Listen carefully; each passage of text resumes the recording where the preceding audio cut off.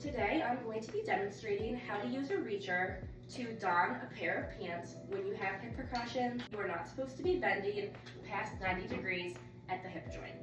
In order to start, you're going to start with your reacher and a pair of pants folded in your lap. You're going to use the picture part of the reacher to grab the waistband of your pants, lower them down to the ground. For this purpose, my patient has had surgery on her left leg, on her left hip. Therefore, you always want to dress your affected side first. So Hannah is going to use the reacher to thread her left leg through the left sleeve of the pants. Once it's up to about her knee, she can use her other hand and thread her other leg through.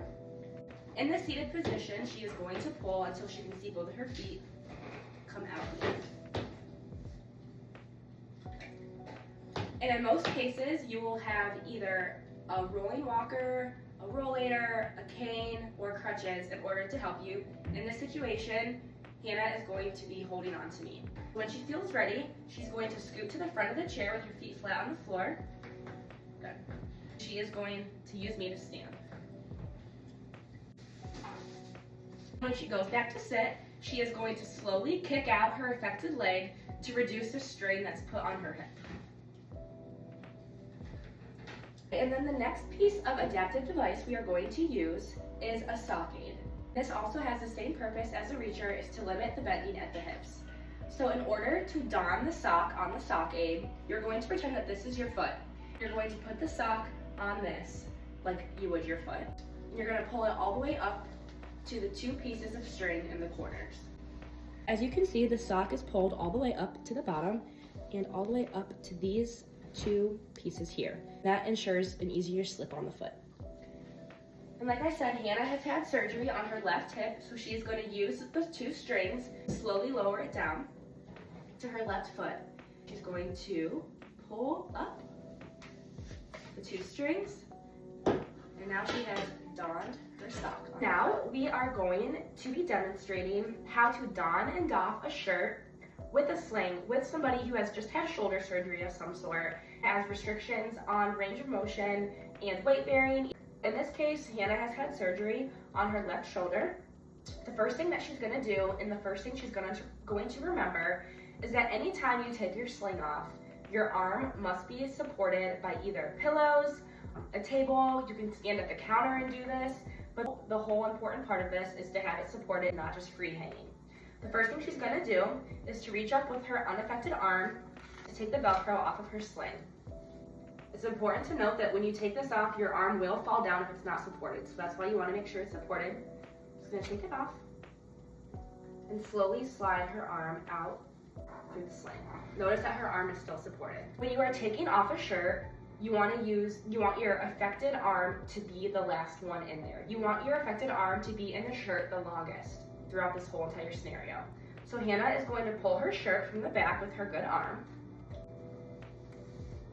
When it gets to this shoulder, her affected shoulder, she is going to slowly thread it down without raising her arm.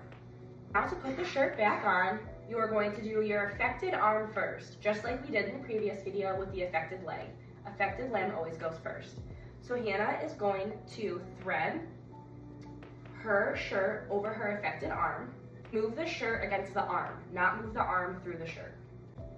And this does take practice, especially if you're using your non-dominant hand. So practice makes perfect.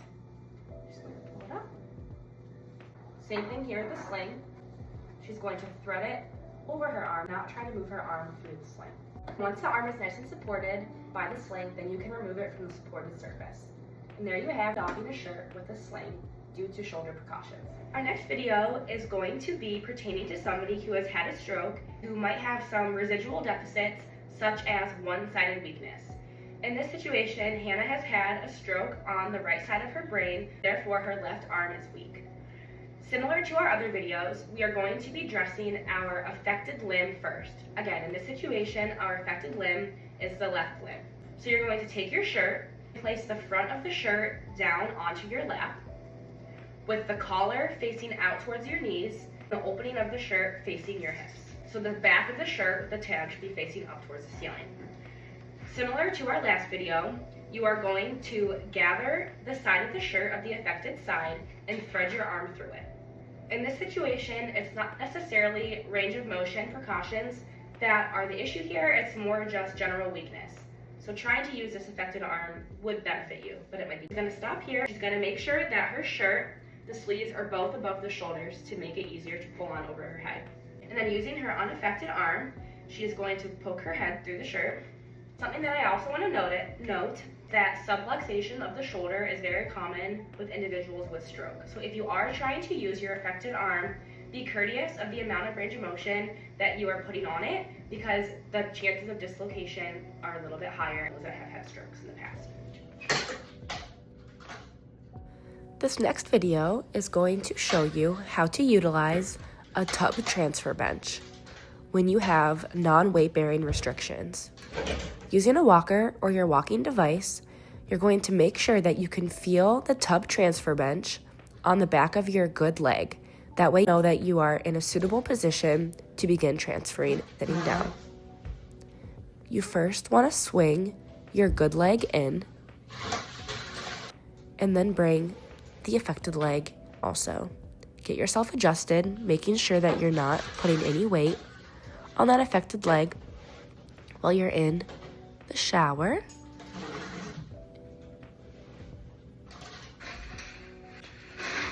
And then get yourself back out. This is another angle. Again, scooting back to make sure that you're in an optimal position. Bring both legs in, ensuring that you have your walker within reach when you get out of the tub. Thank you so much for watching. Speedy recovery.